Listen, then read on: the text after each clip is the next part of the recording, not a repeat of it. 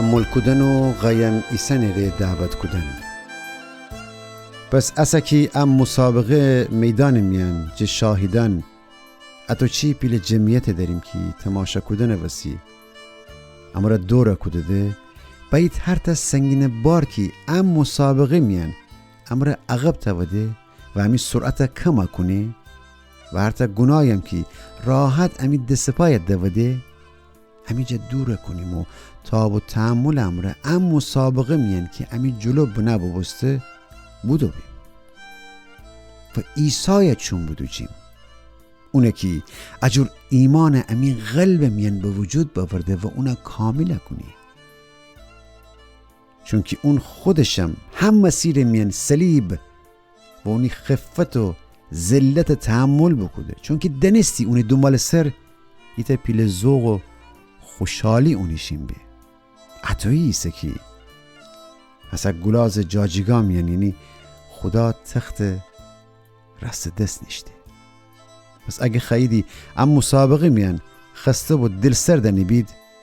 مسیح تحمل و غایم ایسنه فندیرید اون یکی جه گناهکاران ور مصیبتانیه بکشی جمع بگذاریم شما تا اصلا گناه جلو انسانی ره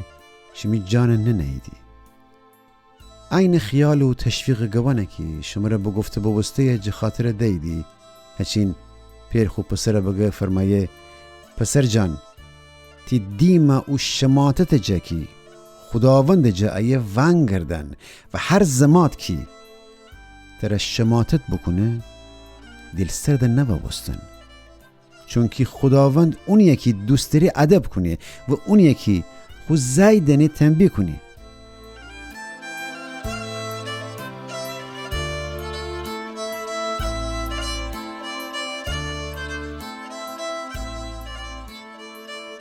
کویتا پسری سه که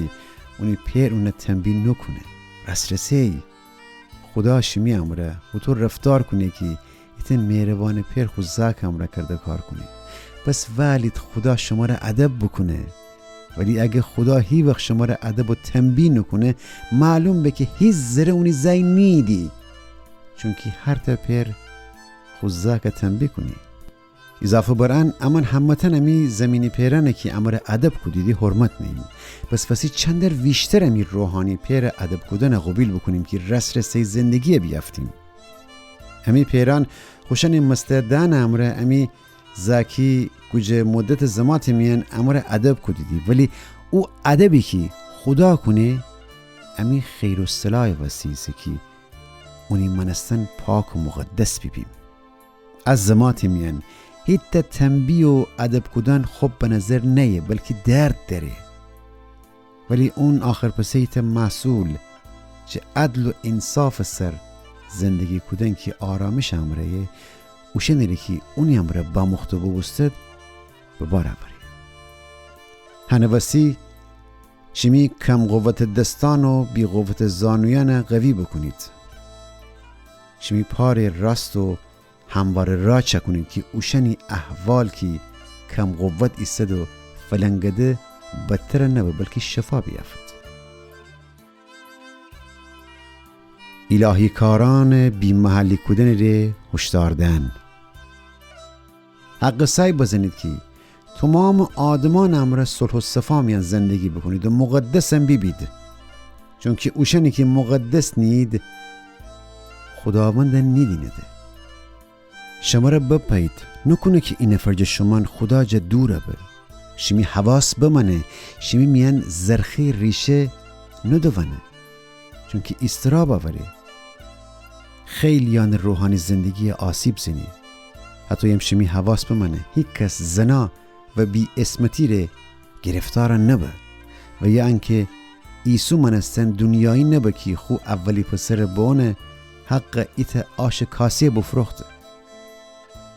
و دنیدی که اونی پسی وقتی سعی بزی اب برکت ارث ببره قبیل نبسته و انی امره که ارسو فکودن امره اون خستی ده تو بکودن ره دیره بسته بود حتی شمی حواس بمانه چونکه شما چیزانی امره سر و کله زنیدی که خیلی بجرتر ده چیزانی ایسه که اسرائیل مردم اوشن امره رو برو بود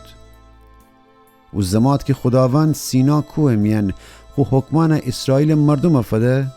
وشان آتش شوالیان و تاریکی و ایت کامل ظلمات وحشتناک طوفان و شیپور وحشتناک صدا امره روبرو ببستد و صدایم که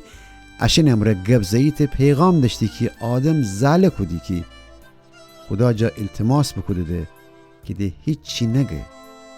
چونکه نتنسیدی خدا فرمان تحمل بکند و فرمان که فرماستی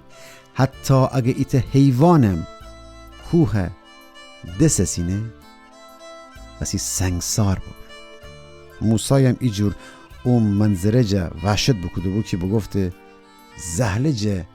میره پرکستان دارم.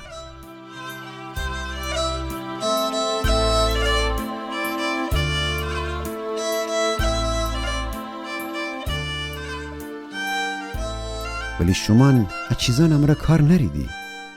شمان اتو چی کوه نزدیک نبستیدی بلکه صاف بمویدی سیهون کوه و زنده خدا شهر یعنی آسمانی اورشلیم.